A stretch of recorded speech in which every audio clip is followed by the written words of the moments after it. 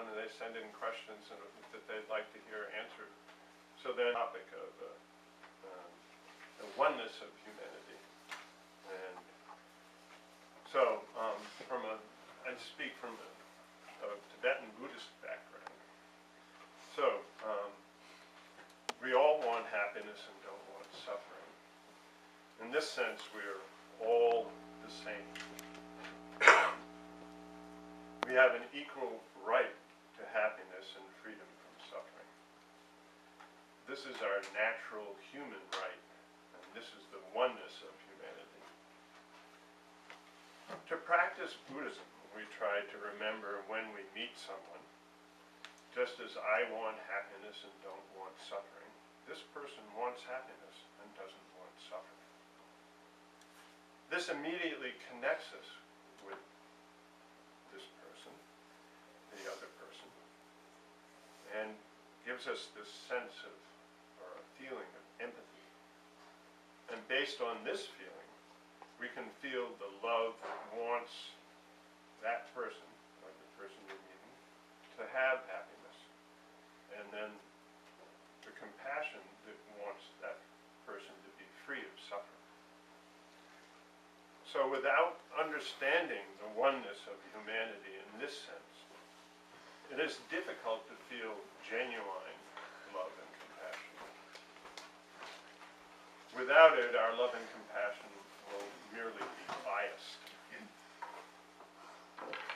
We will have love and compassion for those who help us, but not for those who harm us.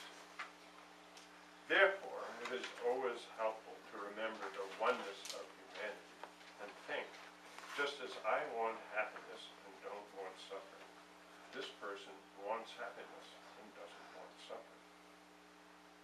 It is said to be like raking the earth even, making it even before you plant your garden. Then you can moisten the soil with the water of love, and then, based upon that, the seeds of compassion.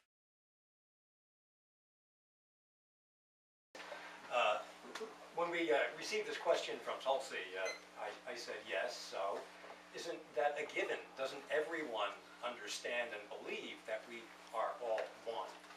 And then I turned on the TV, and then that illusion just dissolved very painfully, because I don't think we all do think that we are all one. I think that not only in this time and place in our history of humankind, but probably as far as you can go back to civilized peoples, there have been antagonisms, there have been turmoil, there have been divisions. We are nothing new. We are part of that continuum. Interestingly, Skip Gates on PBS, he was the black man who was arrested getting into his own house coming back from a trip, as we know. He did a wonderful series on genealogy and connections, and actually had a very, very diverse group of panelists. Some were political people, some were actors and actresses, some were of the arts, some were just normal people. And through a way of going back through their genes, he found that all of them, who were selected at random, have genealogical connections one to another.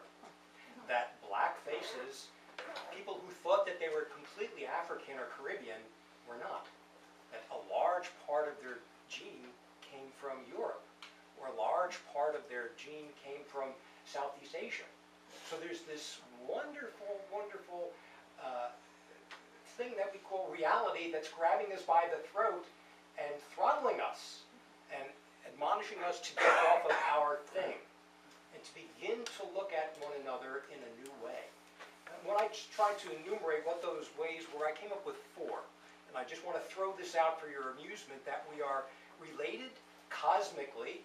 We're all the result of 14 billion years of evolution.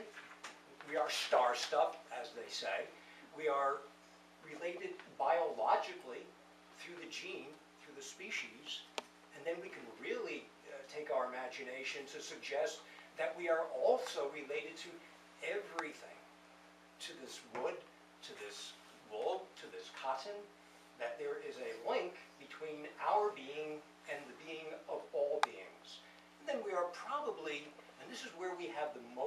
existence, we are related socially as well. We are all brothers and sisters in a very, very true sense.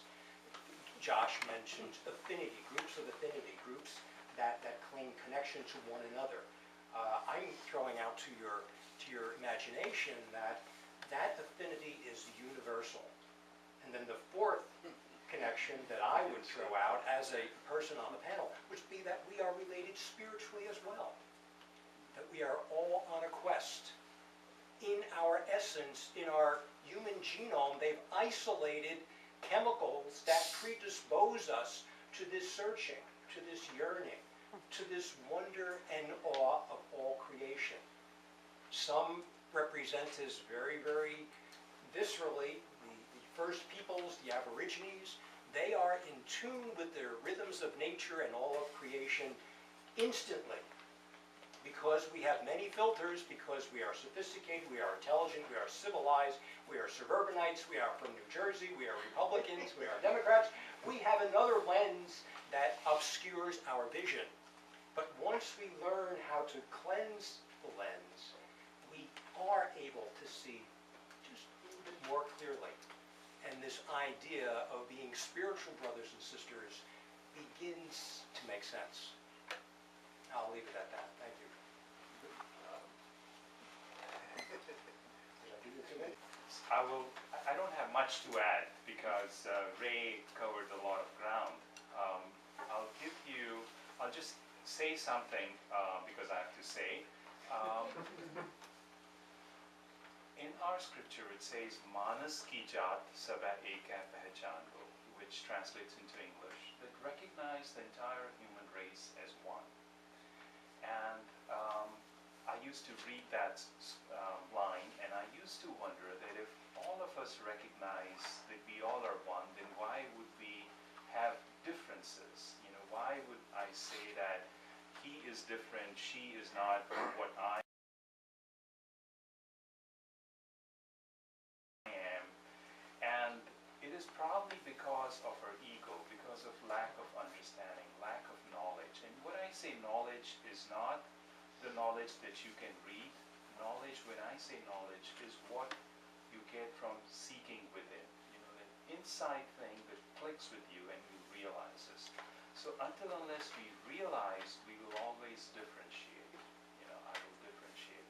And I like to add to what also Ray mentioned about the human genome. I'm a molecular biologist, a geneticist by training. So I worked on mitochondrial gene, which actually mapped the human lineages, and because the mitochondrial DNA transmits from mother to the kids, so it's the mother. So you can, if you study mitochondrial DNA, you could go back to the ancestral mother, and it was found that the ancestral mother was in Africa, not anywhere else. And then they wanted to discover when they sequenced the human genome, everybody wanted to see that are there any genes which make us white? Are there any genes which make us black or Chinese? And to the surprise, they found that there was no such thing. So we all have just 1% of my DNA, if it's sequenced, will be different from Ray, but my 1% would be also different from my wife as well.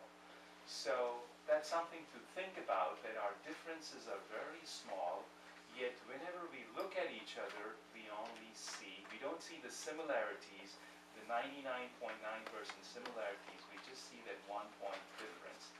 And that comes to my beginning point, it's because of lack of realization. So the minute you realize, you would recognize Manas ki jaat sab ek hai pehchan ko. We have to recognize